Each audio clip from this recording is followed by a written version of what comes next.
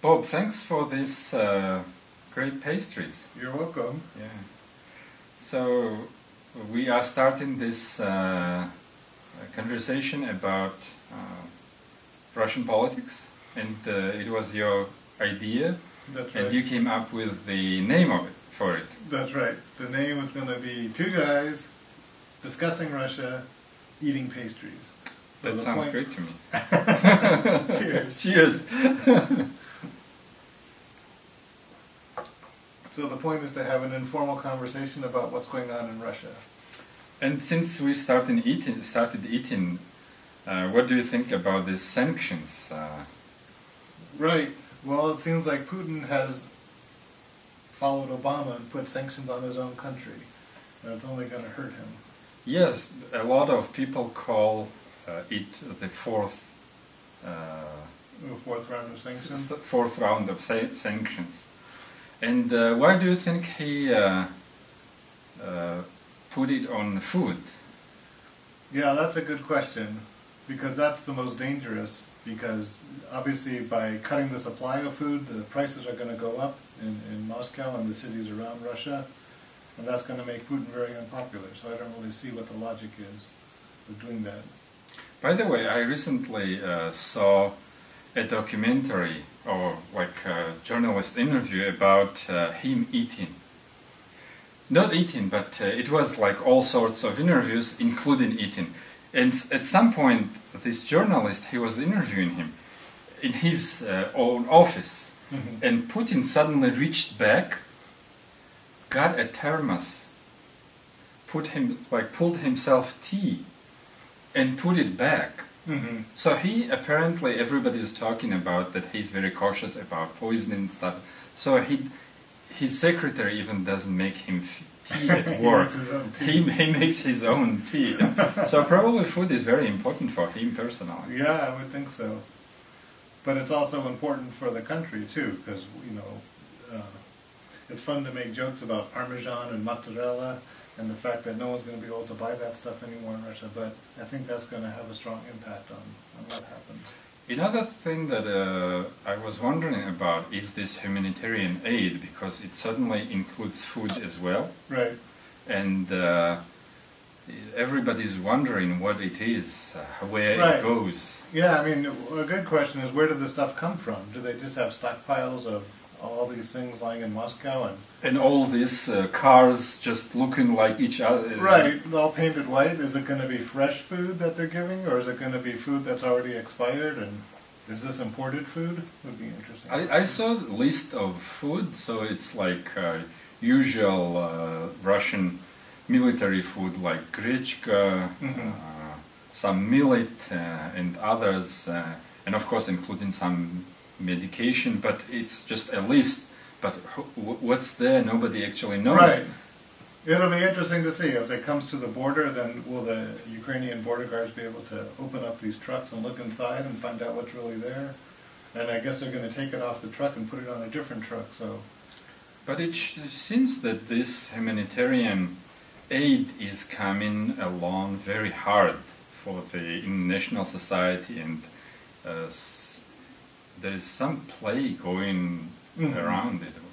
every day on the internet you see jokes that it's a Trojan horse, right? That somehow is trying to sneak the military into Ukraine, and this is somehow going to help the separatists. And talking about Trojan horse, do you think that Russia and Putin, they are going to somehow to get into Ukraine? Mm-hmm.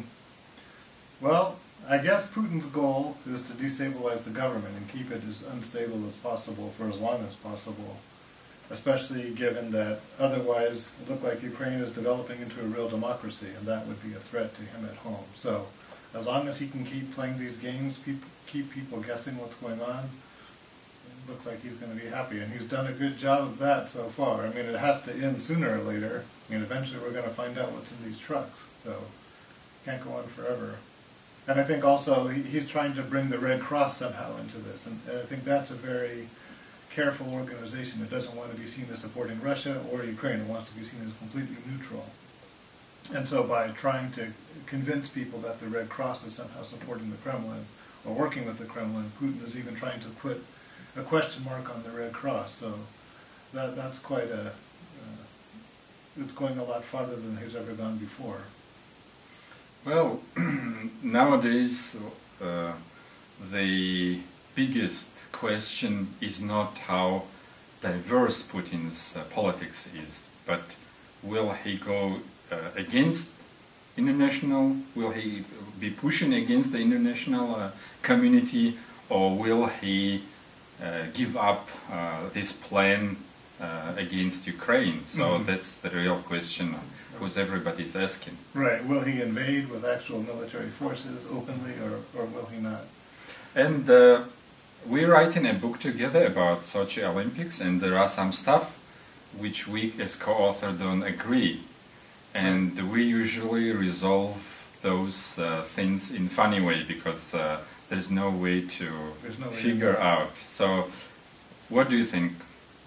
To figure out whether Putin's going to invade Ukraine or not, or what he's trying to do, we have no scientific basis for any kind of understanding. So the only thing we can do is flip a coin. So will he invade or not? Well, heads he will, tails he won't. What do you say? No, I mean, what are the reasons for invasion? My thinking is that he's not going to invade at all. So why? I mean, he realizes that the cost would be too high. That would mean the Europeans would put more intense sanctions on the Russian economy, and he would pay a huge price at home. Although I don't think that means he would lose power, because I don't really see how, whether there's a palace coup or some revolt from below, I don't see how they're going to replace him. I think he'll be able to maintain his position, but he'll be much weakened by it. So the invading would be a mistake. Well, I think that he has no choice but to invade, because he can't play with the international community by international rules anymore. He will have to pay this $50 billion, which Russia doesn't have. For UCAS. Whatever say, yeah, for UCAS. He would have to give back Crimea. My point is that he doesn't have any room to retreat, so he can go only like ahead with what he done this. But as you said, there is no way to predict that, and let's decide it in the only scientific way that is left for us. For a lack of science, we'll flip. So heads he invades, tails he doesn't. It's heads. Heads. He invades. So you've heard it here first. Invades Ukraine. Yeah. Thank you for joining us. Thanks for the pastry, Bob.